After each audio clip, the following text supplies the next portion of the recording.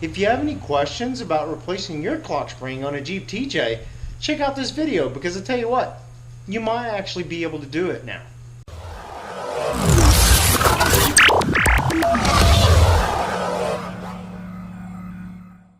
Good morning, guys, and welcome to another episode of Bubba's Garage. Today we have to work on the Jeep Junior. Yeah, Jeep Junior, that is. We have to replace the clock spring. We're really hoping, fingers crossed, that we replace the clock spring on Jeep Junior and the horn will start working. No guarantees whatsoever, but it sounds like a pretty good option. Based on research, it sounds like it's probably what it is. We are Bubbas, we have no clue what we're doing. But we're going to replace the clock spring and we're going to make that horn work one way or another. Now, with that said, before we can get started on replacing the clock spring, we have to go get some parts. Not parts, tools. Tools. I don't have a steering wheel puller. Yeah, we need a puller, so we gotta go get one. Yep, so we're gonna go out and we're gonna grab a steering wheel puller and then we're gonna come back and we're gonna rip the entire Jeep apart. Pretty much. It wouldn't be the first time. No. You ready? Actually, we've ripped it apart further than that, than this will be. Oh yeah, we ripped the whole complete dash, everything completely out of that thing. Completely gutted it. All the way to the firewall, and Rhino lined it. I'll leave a link to that video up here in the eye in the sky. You can definitely check that out. Now, that I won't lie to you, it's not the best video in the world, but we did do it. It was a lot of work, and it actually took us weeks, guys. Weeks. But it was a great experience. So now we gotta hit the road. Yep. We'll see you in a bit. Now it's time to play with Jeeps.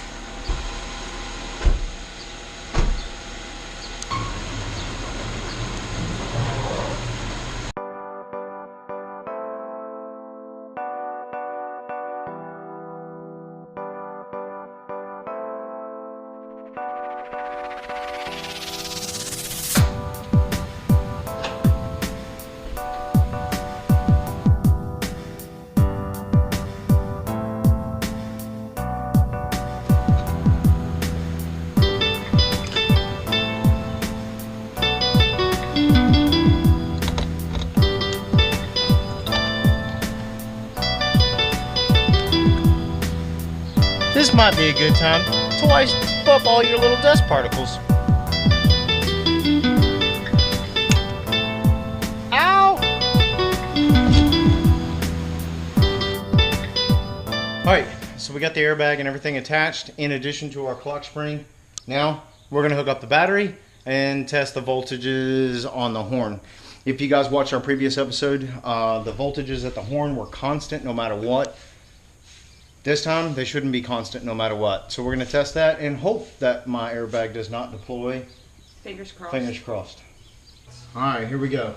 Fingers crossed. Fingers crossed. I am not going to fully secure the battery. I'm just going to touch it so that you can check voltages.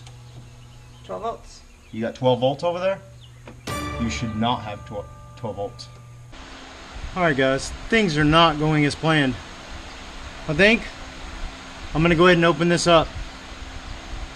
I'd be lying if I didn't say I was afraid. Do not try this at home.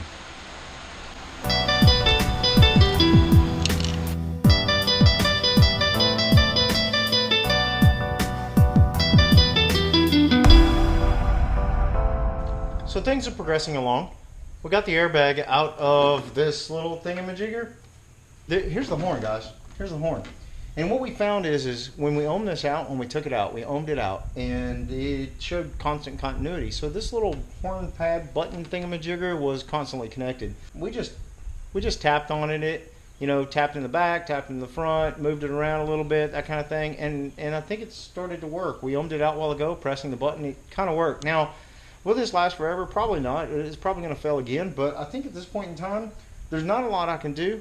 Mopar sells this entire package for $210, not including shipping. So I'm not going to spend $210. Not today anyway. So I'm going to take this and we'll put it back together and we're going to hope that the horn blows. And the airbag doesn't deploy. Alright guys, that whole button thing worked for a total of like 10 seconds. And now it's stuck on again. we're going to go ahead and order some custom switches for the center console or center dash, and we're just going to wire in a button. So unfortunately I got to order more parts, so future episode will include the wiring and bypassing of the horn into those 3 center switches. So yeah, things didn't really go as well as we planned today. We thought that replacing the clock spring would take care of everything, but unfortunately my diagnosis wasn't good enough. No, unfortunately, all that work, everything like that, just to find out that that wasn't the problem. Sorry I wasted your time, babe. Don't let it happen again. Just goes to show you, you never know what's going to happen here in Bubba's Garage. We ordered a clock spring in hopes that that was going to resolve our horn problems. And in fact of the matter is, it was the button. And I'm sure a pro or a mechanic out there will be able to tell you that the clock spring was never the problem to begin with. But hey, if you have any questions about replacing your clock spring on a Jeep TJ, check out this video, because I tell you what, you might actually be able to do it now. Wouldn't recommend doing everything we've done. No, definitely don't take apart your airbag. It's definitely not going to be safe. No. We did it.